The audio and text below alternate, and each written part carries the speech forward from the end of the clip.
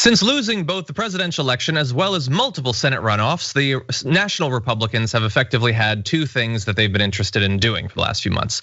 One is stopping as many people as possible from voting. The other is demonizing the transgender community. And now in Texas, they want to go a step further, demonizing not just the community, but also their families as well. And joining us now to talk about one of the most, I would say, extreme pieces of anti-trans legislation working its way through a state right now is the transgender health reporter for Insider, Canela López. Welcome to the Damage Report. Great, thank you so much for having me on, John. Sorry, it's not under better circumstances. Perhaps someday we'll have more positive news to talk about, but unfortunately right now we're going to war with this bill. A bill that, well, I'll allow you to talk about it. So you did an amazing write-up on Insider about this piece of legislation, so tell us about it.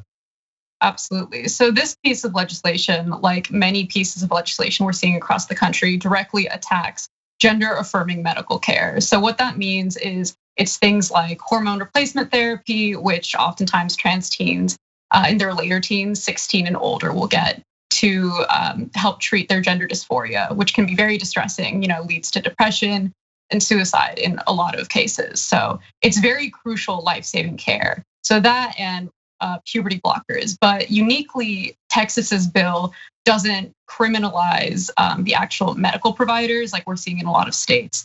It would instead punish the families. So not only would it bar children from getting the access to the care that they need to stay alive and be with us, but also it would separate them from their families and possibly put them in the foster care system, which has a lot of problems. So it really opens up the floodgates for danger for these trans kids.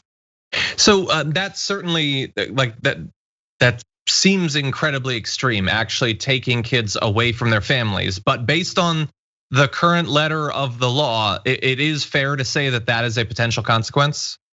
It's definitely fair, because what the bill would do is change the state's definition of what is considered child abuse. So what CPS can essentially use to make a case to separate children from their families. And they're adding gender affirming care to child abuse, which is one of the most extreme, as you've said, bills that we've seen so far. And I'm assuming that this redefinition of child abuse does not now incorporate needlessly throwing people into a foster care system during a national pandemic. I'm assuming that's not one of the new bits of child abuse. So unfortunately, no. Okay, so what is the argument that is given for this? How are state Texas Republicans, how are they attempting to defend this bill? So the argument given, it's really similar, honestly, to many of the bills that we're seeing across the country in over 30 states, which is that it's experimentation on children. And it's really taking the different types of treatment that are available to trans youth out of context and really ignoring the actual medical guidelines that are in place to protect trans children and protect cisgender children from getting access to any kind of medication, like any kind of treatment that they wouldn't need. It really just takes it out of context, because essentially what the GOP in many of these states are saying is that, oh, they're sterilizing children, like they're allowing children to get access to surgeries, which gender affirming surgeries don't even happen until after a person is 18, like most surgeries, right? Because these are kinds of surgeries that you have to wait until a body is fully developed. So typically, if I can break it down a little bit further in terms of gender affirming treatment, what we'll start with is therapy, talk therapy above all else. That's something that the GOP really takes out of context. That's super crucial for many trans kids who choose to get gender affirming care. And it's not even until we approach puberty that people get access to any kind of medication. And that wouldn't even be an extreme kind of medication of long-term side effects. Puberty blockers, which are completely reversible and used on cisgender children and countless other treatments. Yeah. Well, look, I appreciate that rundown. Regrettably, the information you just relayed to us is probably more than the sum total knowledge of all of the Republicans involved in this in Texas on those topics.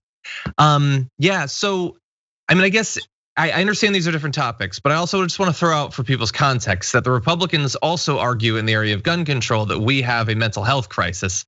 So like, as you sort of alluded to, these sorts of treatments, whether you're talking about therapy or the hormonal treatments, the idea is that this is supposed to the extent that is possible, make a situation that's incredibly difficult easier. That's supposed to ease people's mental problems, correct?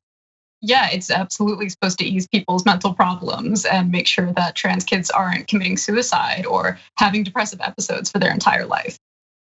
And so, as I alluded to in the intro, this is hardly the only piece of anti-trans legislation that's working its way through the country. It's not new, certainly, but it does seem like the Republicans really have seized on this. Do you have any reason why? Is it that activist groups are putting pressure on the politicians? Is it just convenient? I understand we're getting into the area of speculation, but what are your thoughts?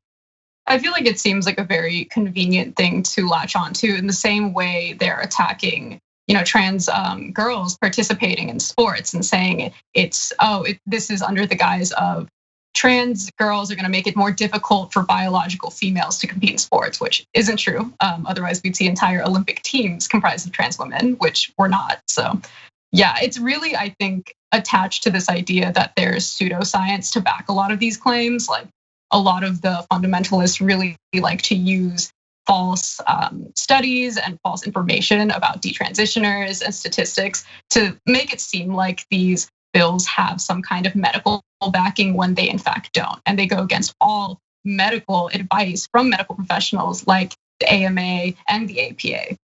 Yeah, and finally on this particular Texas bill, it's been a couple of days since your article went up on Insider, and the bill is still out there.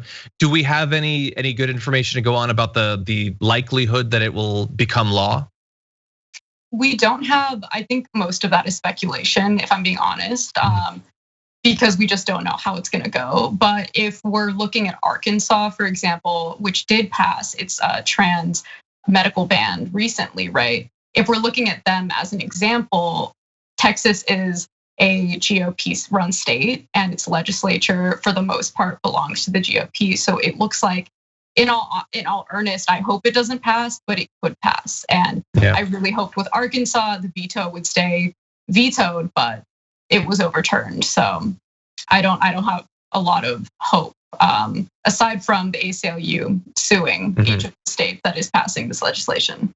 Sure. Yeah, we should bear in mind that once it passes, that's not necessarily the end of it, but there is a very conservative Supreme Court, so God only knows. And I would say that there seems to be a lot on the line here, because this isn't just like a lot of the other similar medical bans. The fact that they are using this targeting of the family as a tactic, it's not inconceivable that this same sort of underhanded tactic could be used in other areas, sort of like this again goes off into the realm of speculation, but in theory, if you wanted to make it more difficult to get an abortion in some states, they could try to make the case that parents allowing their kids to get abortion are in some way doing damage to them, and that could be child abuse. So I certainly have a lot of fears. We'll have to see how it develops, but perhaps in the future, we can talk once again about this and other bills. If anyone watching this would like more information, Canela's piece is up on Insider right now. And Canela, we really appreciate you joining us on the show today. Thank you so much, Sean. I appreciate you having me on.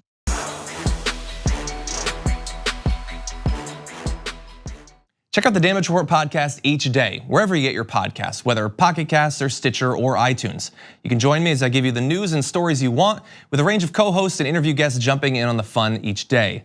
Again, that's the Damage Report, wherever you get your podcasts. And if you get them at iTunes, don't forget to rate and review. Sometimes I'll read them live on the show.